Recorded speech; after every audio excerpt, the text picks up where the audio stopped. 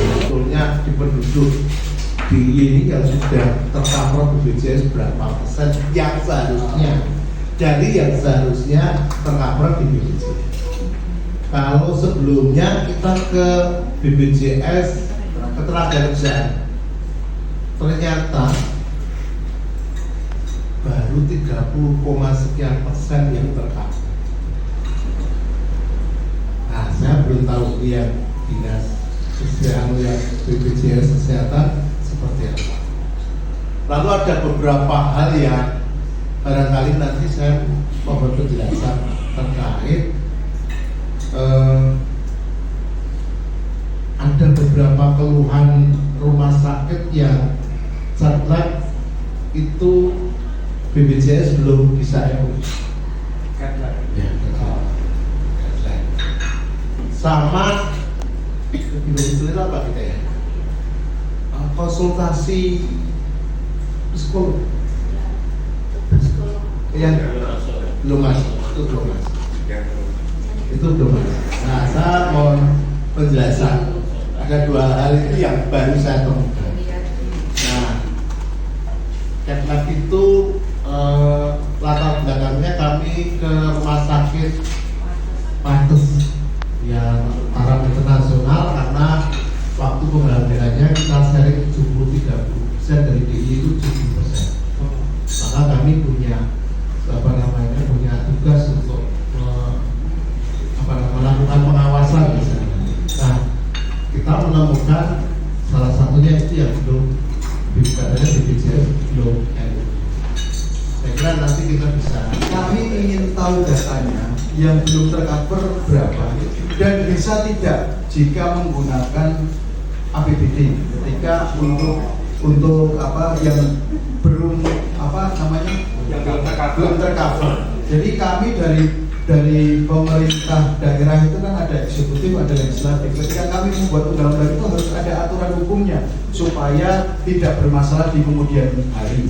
Kalau bahasa kedokterannya itu rahmat hifan bestur. Jadi kalau kita pemerintah itu harus berdasarkan kepada undang-undang. Jadi kami ingin supaya nanti kami ketika ingin menganggarkan ataupun apa permasalahannya di lapangan, jadi kami bisa di komisi nanti ketika bisa, oke, nanti kita masukkan ke dalam BPD atau melalui dana keistimewaan. Mungkin tambah rumah sakitnya Bu Muslimatun. Jadi kami ingin bertanya, rumah sakit apa? Sakinah Idaman. Jadi kemarin waktu di rumah sakit Sakinah Idaman itu sempat muncul dari Bu Muslimatun juga, apakah bisa ketika geriatri perawatan geriatri ya itu masuk ke pelayanan geriatri masuk ke BPJS.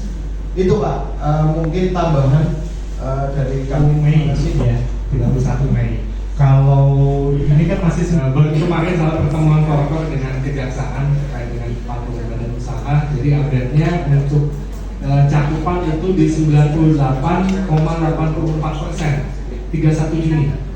Ini kenapa turun gitu ya? Karena kemarin di 1 Juni ada SK Kemensos nomor sekian menonaktifkan secara nasional itu 7,2 ya kalau nggak salah, 7,2 juta untuk kuliah DIY kebagian 57.000 ya kalau nggak salah ya, 57.000 ya.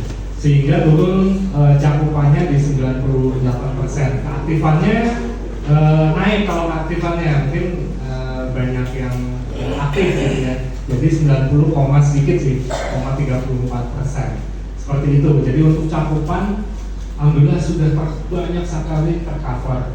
Nah, karena adanya predikat universal health coverage, untuk tadi yang disampaikan oleh Pak Anton, gimana nih yang belum terdaftar itu pemerintah daerah masing-masing kabupaten mendapatkan privilege lah ya, privilege kemudahan. UHC itu dia bisa langsung didaftarkan melalui PBA APBD masing-masing asal pendudukannya wilayah masing-masing gitu ya, dan itu langsung aktif ya, langsung aktif karena privilege di UHC tadi. kecuali predikat UHC-nya ini ada standarnya ya. Jadi predikat UHC itu di atas 98%, keaktifan di 85% ya. Nah, itu baru mendapatkan predikat UHC. Jadi insya Allah untuk wilayah DIY ya alhamdulillah pemerintah daerahnya ya terkadang sangat support, malah menjadikan bahwa ini sebagai mandatori gitu ya. Kalau udah masalah kesehatan, UHC itu untuk masyarakatnya pasti dianggarkan gitu ya. Memang dinamikanya yang tadi, kalau memang ada penonaktifan besar-besaran dari Kemensos gitu ya. Untuk kayak Kabupaten Sleman aja kemarin di 1 Juni itu dinonaktifkan 14.000. 14.000 lumayan banyak sekali yang langsung nonaktif gitu ya. Nah, mereka untuk mengaktifkan bisa karena di SK Kemensos itu ada prosedur ya, tetap melakukan validasi lagi ke dinas sosial untuk dilakukan. Tapi karena data UHC bisa langsung didaftarkan, masuknya bukan ke anggaran PBA-PBN, jadi bukan APBN tapi APBD masing-masing. Nah, untuk Sleman kemarin baru 6 ribuan, jadi ada sekitar 8 ribuan yang belum diaktifkan karena alokasi anggaran jarang-jarang untuk dinonaktifkan sekian banyak. Kenapa dinonaktifkan? Kalau kami baca SK Kemensosnya, mungkin nanti bisa browsing ya. SK Kemensos penonaktifan itu permasalahannya karena masalah kependudukan, NIK. NIK-nya tidak padan dengan data dishub yang terbaru. Mungkin pakai NIK yang lama atau seperti apa. Itu harus yang bersangkutan. Biasanya kalau mereka ke Dinsos akan diarahkan ke dishub dulu untuk divalidasi lagi NIK-nya atau diperbarui, baru ke Dinsos tadi. Masalah kedua, dia sudah pindah domisili. Mungkin dulunya di Sleman, dia pindahnya ke mana, misalkan ke Jateng atau ke Jawa Barat. Nah, dia udah gak relevan lagi untuk dijamin oleh pemerintah daerah Kabupaten Sleman. Misalkan seperti itu.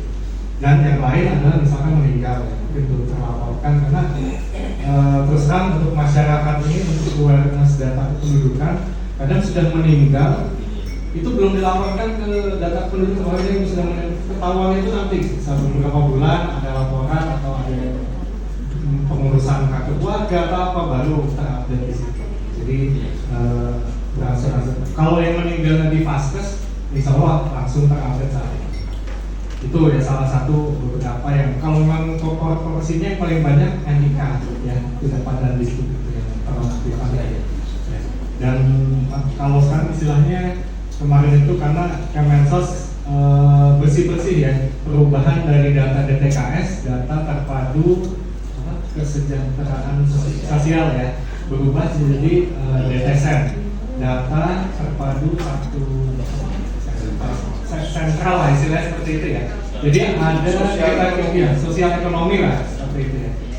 Ini ranahnya di Kemensos sama Dinsos ya. Karena ada data itu banyak yang kriteria yang disesuaikan gitu. Mungkin dari ukuran kapasitas listriknya yang segala macam, sehingga 1 Juni kemarin luar biasa ya. Tapi alhamdulillah 1 Juli kemarin penonaktifan juga sebanyak itu biasa. Yang kemarin saja mungkin harus bersih-bersih Kemensos, jadi cukup banyak yang dinonaktifkan. Seperti itu, ini untuk data cakupan ya, untuk wilayah DIY di 5 kabupaten kota. Mungkin nanti Pak Nanda kalau ada yang menambahkan. Kalau mau nanti boleh nggak?